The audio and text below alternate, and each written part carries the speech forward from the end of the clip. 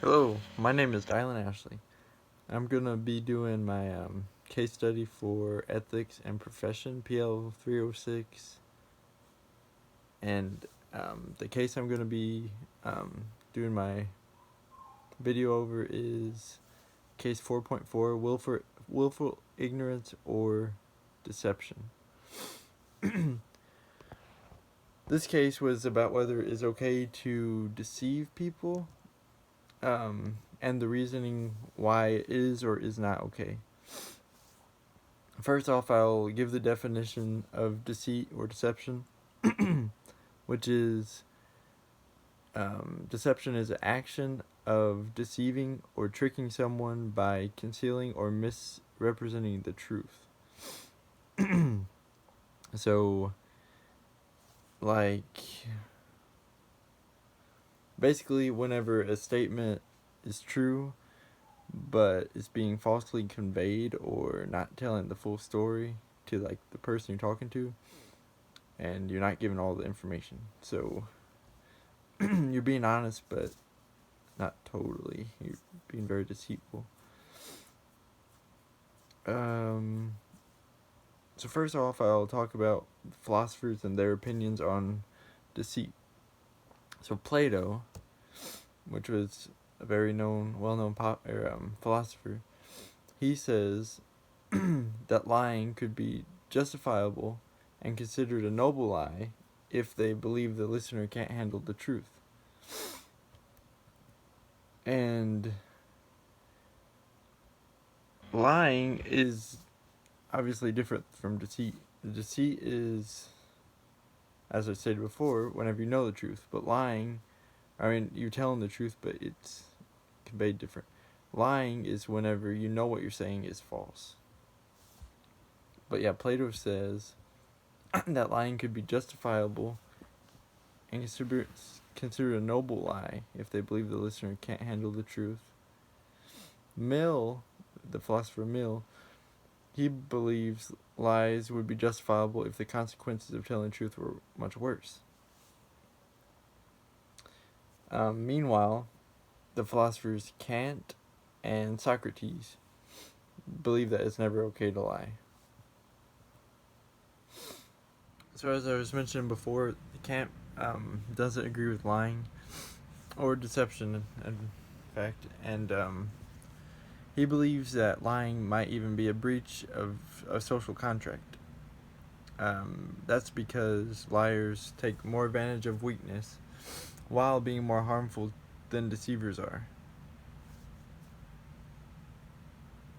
So he thinks lying is worse than being deceitful, but he doesn't agree with either of them totally. But there are a couple people which do agree with being deceitful, and they believe that it can be justifiable too.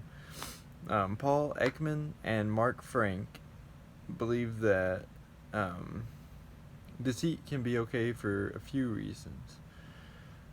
A few examples of this are when people are anonymous, when they're really gullible, and when they have different values than you. For me, I don't know if I agree with these for being justifiable, but Paul Ekman and Mark Frank both say they're justifiable. Now I'm going to discuss a ethical question in this case, and that question is: should doctors tell the truth? According to a doctor's point of view in 1927, there are a few different categories which patients fall into. One of the categories is they do not want the truth.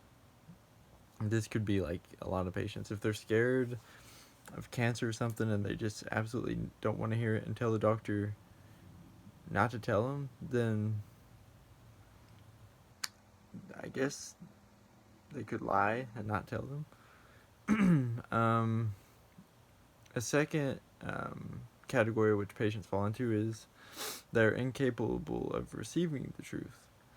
This could be if they're in like a coma, or they're just so sick, or they're deaf or something.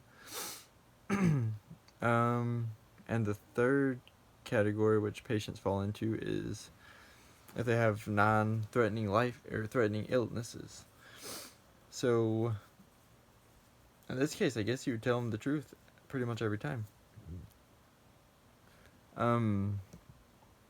There are many ways that doctors can lie to patients where it's not justifiable.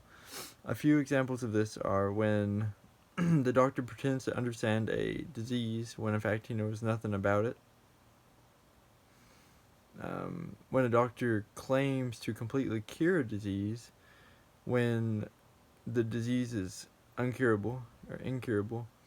An example I can think of this is AIDS. If a doctor told a patient he cured him of AIDS, that's impossible. So that would be like a flat out lie. And there are certain lies that are actually for the well-being of the patient. An example I can think of this one is a doctor could lie to a patient to keep them from being extremely distraught and just and keep the patient from being just sad all the time and just wasting the rest of their life if they don't have very long to live, maybe. Okay, so I know that the question wasn't totally supposed to be in the video, but I thought it got it helped get the point of the case across more, so because it explained it more than I know how to. And in conclusion, I guess I will state my opinion on whether it's okay to be deceitful and lie or not. There are obviously there's some cases where I think it's okay to be deceitful, like if someone asks me if their dress looks okay, I'm obviously not going to say no. I don't want to hurt their opinion or hurt their feelings, and don't want to make them sad or think that they're ugly.